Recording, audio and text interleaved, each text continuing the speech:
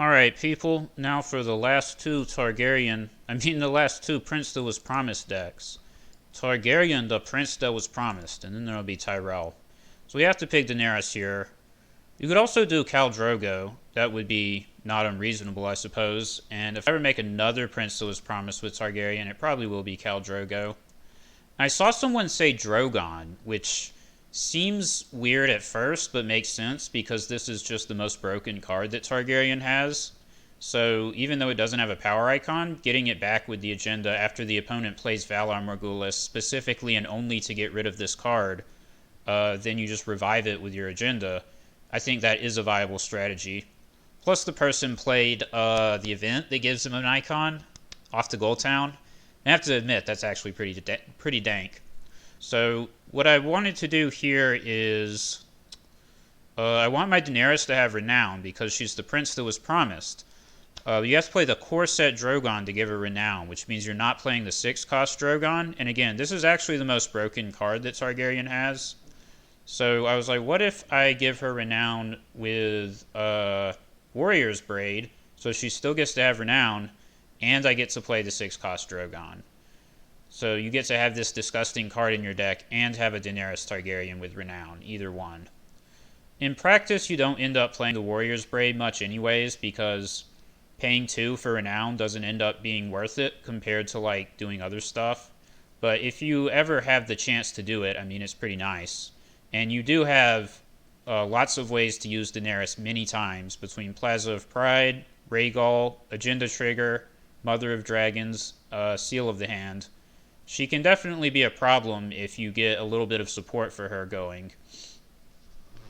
And then in that case, you can like put a Warrior's Braid on her, and she'll get 2 or 3 renown power every turn. And I put in Sirio's training so that she can go into every challenge and so that the reaction on the Warrior's Braid can trigger. Although you can also trigger it without a military icon by using Mother of Dragons to put her into a challenge where one of your dragons is attacking. And that's a really dank play.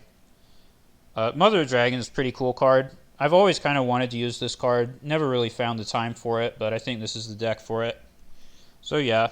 Originally, I had even more attachments in here to try and Voltron on Daenerys. I had like Misa and stuff like that. But then I realized that 3 Milk of the Poppy is always better than that, so I cut them for Milk. Misa is like anti-synergy because it makes her not kneel to attack on power.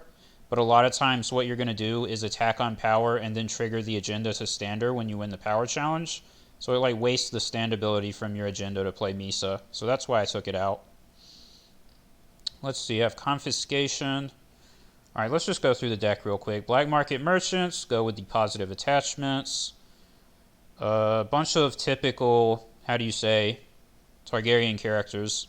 Still have Khal Drogo, even though he lost his renown. Still one of the best Targ characters. Quaith of the Shadow. I don't know. You can see I don't even have Katho in this deck because discarding 2 cards to not even get a power icon is bad. So no Katho. Viserion, Viserys. I kind of wanted Karth to be in the deck, but I think since I have Confiscation on top of Shadow of the East, I think I'm fine without playing Karth. You could also like cut Confiscation and put in 1 or 2 copies of Karth. You definitely want to have a large safety blanket against Milks and other negative attachments. Like someone putting Craven on Daenerys, that can decide the game if you can't get rid of it. So with all these attachments, we can play Dragon Gates. I'm only playing 1 Bodyguard because I am playing 2 Gifts for the Widow to find it. So like you marshal Daenerys, and then you just Gifts for the Widow, pay 1, get the Bodyguard, and you're safe. Flea Bottom and Plaza. Plaza's really good in this deck. A couple Myronese markets. You can put your attachments back into your deck, so you can get them with Gifts for the Widow. That's kind of nice. Then, Dracarys, because of course. I feel like there was one other event that I had in this deck that I was... Oh, Fire and Blood. It's like I didn't really have room for Fire and Blood, but Fire and Blood's probably okay if you can fit it in, even though you only have 2 hatchlings. And 3 Viserions. You really want Daenerys to have stealth. That helps a ton when she has stealth. It makes it so much more like practical to trigger your agenda by attacking on power when she's really big and she has stealth. So yeah, I think it's pretty solid. Originally, my original version of this deck, I don't know, had some more sort of standard Targ cards in it. I had, you know, the Fire and Blood. I had, like, Kotho. I think I had Astapor. Astapor is another card that I just didn't quite have room for, but does fit fairly nicely since, you know, that -4 can help you trigger the agenda. But paying 5 for a card that's going to get discarded or have, how do you say, the damn Frozen Solid put onto it, it's just not worth it. So yeah, that's not here. And I was not super excited about the deck. I was like, okay, it's a Targ deck, but what really is going on here? And then I sort of put in this package of positive buff attachments to give Daenerys like extra powers and make her really strong and turn her into a win condition by herself. And that gives the deck some spice while only being 4 cards and, you know, a couple copies of gifts for the Widow. Black Market Merchant is honestly optional. It's really not even that good. You could replace it with like Jiki or something. So yeah, Gates, Riddle, Close Call, Confiscation to be extra super safe against negative attachments. This was originally a noble cause. I mean, you could definitely change this out for different plots. A noble cause would not be unreasonable, but I often found that between At the Gates and Varys' Riddle, if I got like 2 Great Halls, then I never really needed the effect from a noble cause from that point onwards anyways. Exchange of information, return to the fields. Return to the fields is also pretty optional. The deck is not built that well to support it, but it's just so common that if you marshal that 6-cost Drogon, they're going to flip Valar Morghulis, specifically and only to get rid of him because he's that broken. Like, if he's allowed to stay on the board at all, then the person just loses a lot of the time. So you can flip this when you know that they're going to Valar. And of course, we have our own Valar. So let's see if we can win a game with this. As far as Targ decks go, I like this one. Oh, Martell, damn it. At least it's Shadows, it's not Hollow Hill.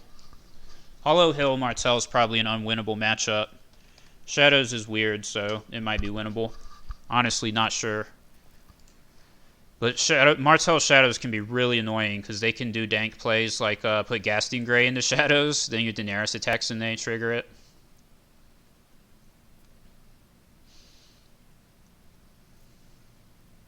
Plaza of Pride is also really nice because when you draw these attachments and you don't have Daenerys, then they're like Plaza of Pride fodder, which is good because otherwise they'd be dead cards, you know. What am I going to do with Mother of Dragons on, you know, Ser Jorah or Missandei? It's not even a legal attachment for them. Syrio's Training can go on to Missandei, though. And then you can use the Myronese Marcus to put him back into your deck if you want to get him later.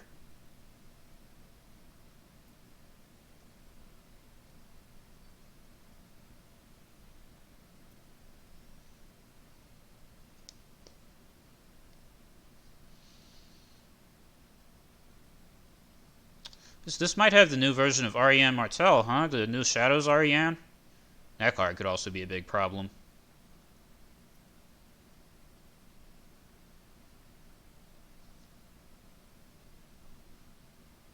Alright, we've already got the opponent disconnecting, so that's not good.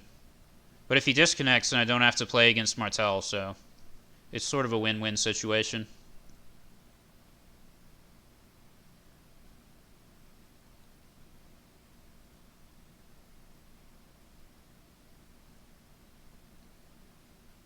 Another disconnect. I think if he disconnects a 3rd time, I'm going to leave.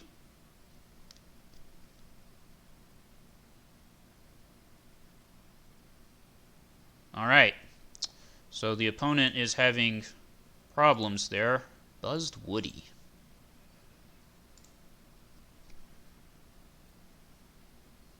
Oh, what am I... Jeez. Maybe I'll show this game to show how pointless it is to play games against Martell Hollow Hill when you have 0 location control. So it's worth uploading at least one video of this matchup, and then like if I ever run into it again, I'll just skip it. Into Shadows, set up. I guess this is what I do.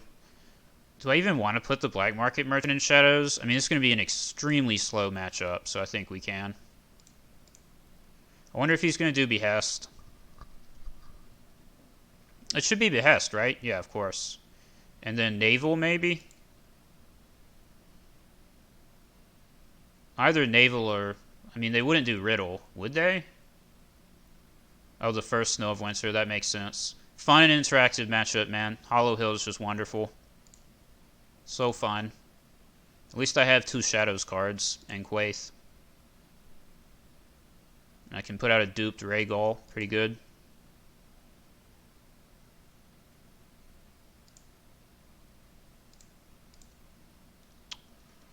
There's definitely a copy of He Calls It Thinking, so we don't want to bring Aegon out.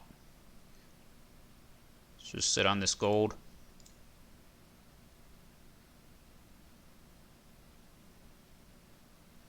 He's going to Marshal Dorne and pass.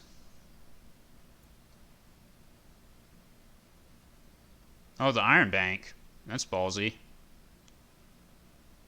He's going to get away with it against Targaryen.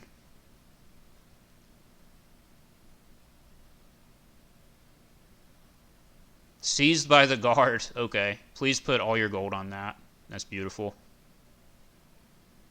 It will be confiscated, my friend.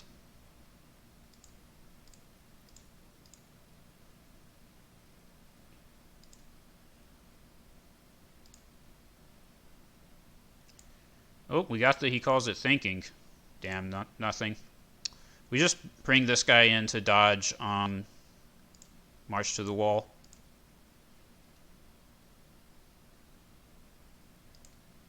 Guess we don't have to confiscate it yet because the Second Sons aren't in the discard pile. I managed to be at reserve.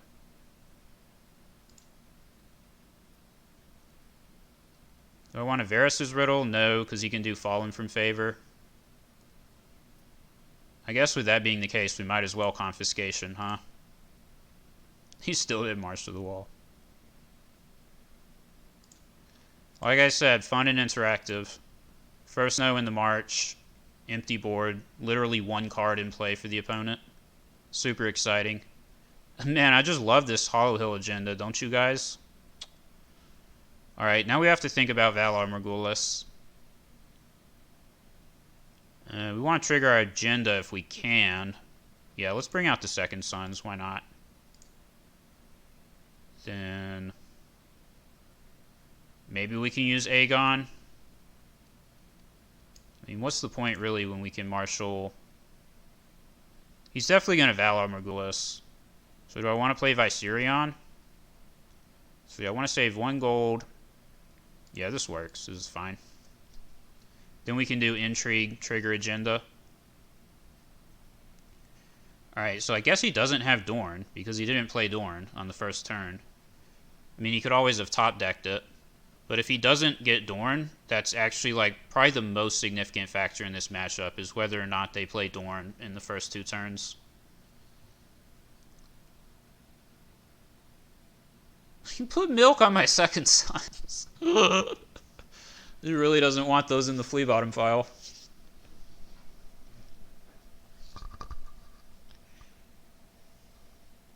I mean, that's fine when he Valars. We'll close call him into the flea bottom pile. Ooh, a Shadows card. That's spooky. Legitimately have no idea what this would be. A Shadows card? What Shadows card does Martell Hollow Hill play? I actually don't know.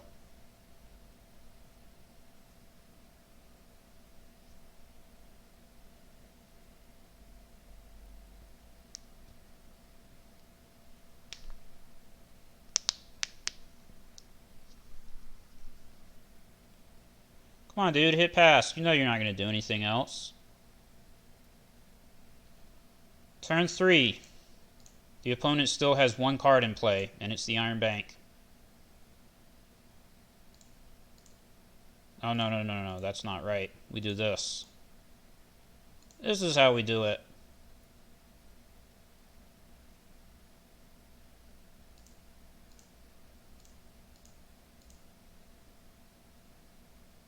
Saving 4 gold. I wonder what that's for. Maybe vengeance for Elia?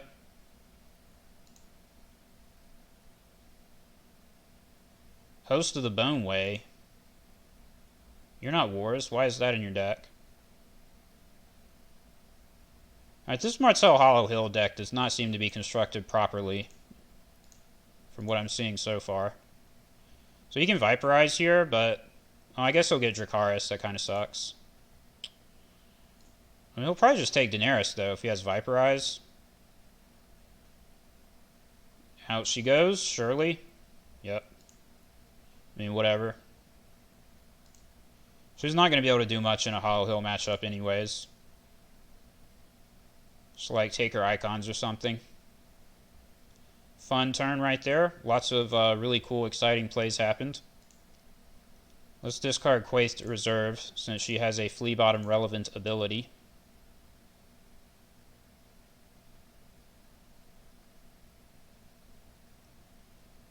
Will he return to the fields? Sure. Oh, how did I know? Wow. How did I know that he would play Valar Morghulis? Man. I must just be some kind of expert at this game. It's really hard to figure out what these Hollow decks are going to do. Hollow Hill, rather. Do I play Cal or Drogon? That's actually a bit of a question.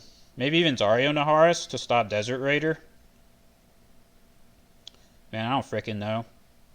Well, we don't play Drogon. That's for sure. We hold Drogon. I guess we should play Eerie. I don't know, man. I have no idea what I'm doing with my life. Let's just play... Alright, so we play Khal Drogo for 1 gold. Then we have 6. This guy costs 3, so then we have 3. 1 here for Flea. Then we have 2. It gives us, what, 1 for Dracarys? So we can play Dario Naharis here. He just did his Morghulis, so it's okay that Dario won't have a dupe like Khal Drogo would have. 3 here.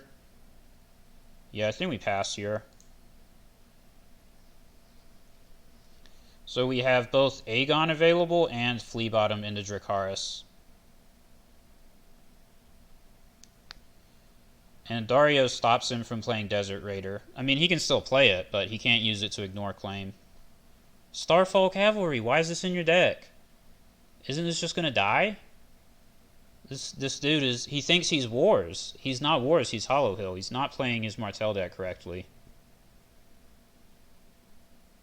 100% not playing it correctly.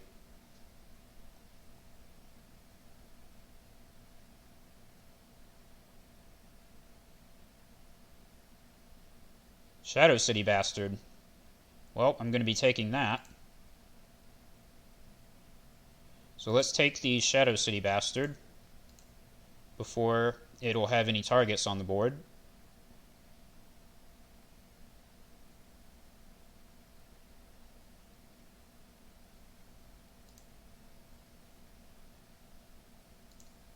Why did my ability not go off?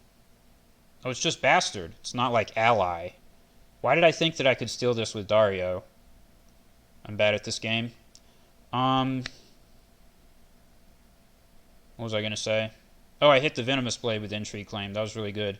Look how terrible this Iron Bank is. He had to spend 3 gold off of it this turn. And now it's back to being basically useless with only 1 gold on it. Like, you should definitely not have this in your deck as Hollow Hill. Alright, let's do this.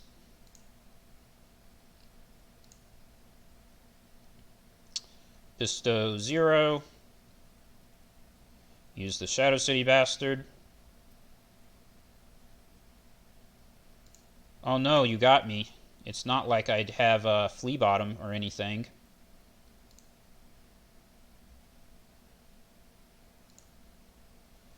Do I want to do power? I mean, it's actually annoying because I can't do all 3 challenges. Like, I can't do military and trigger the agenda.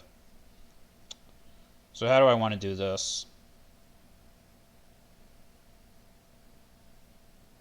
I think I need to kill that Starfall Cavalry no matter what, so let's do it. Again, don't really care about Viper's Eyes. I have 9 cards in hand.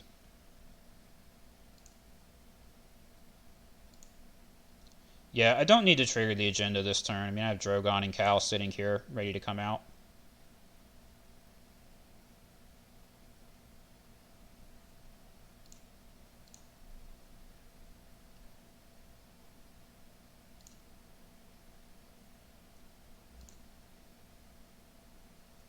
Let's discard Milk and Mother of Dragons, because they both look useless.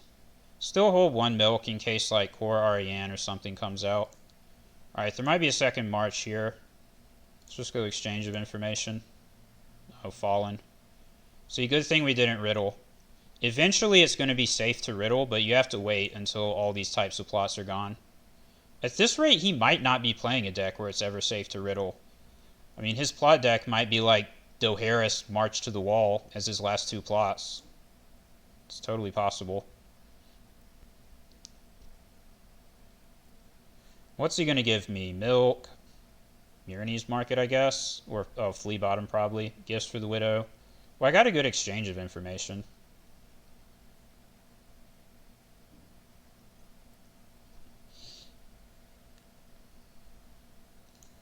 Viserys, Dragon Gate. I'm happy for him to give me Viserys. He shouldn't do that, because Viserys is a one-cost character.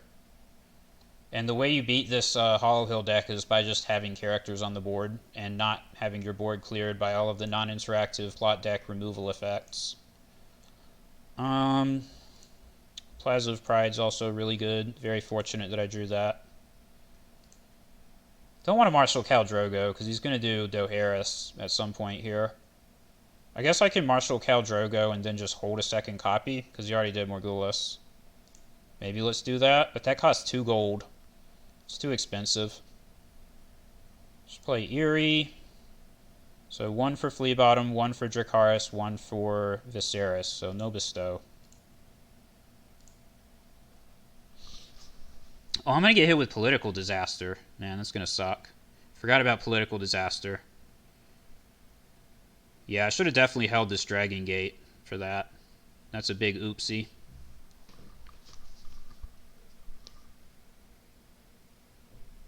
It says bestow 2 on Ricasso. But for some reason... Oh, there's the bestow. So I guess he was deciding whether to spend the 2 gold from Iron Bank or not.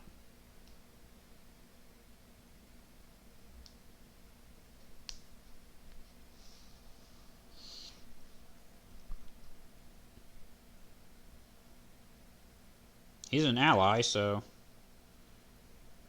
Yeah, let's do this.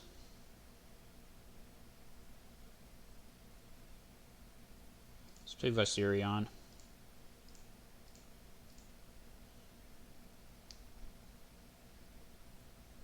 Oh, that's pretty annoying. Valar Morghulis. What a shocker. He's going to do Valar again. I would have never guessed that he would do that. He got me, man.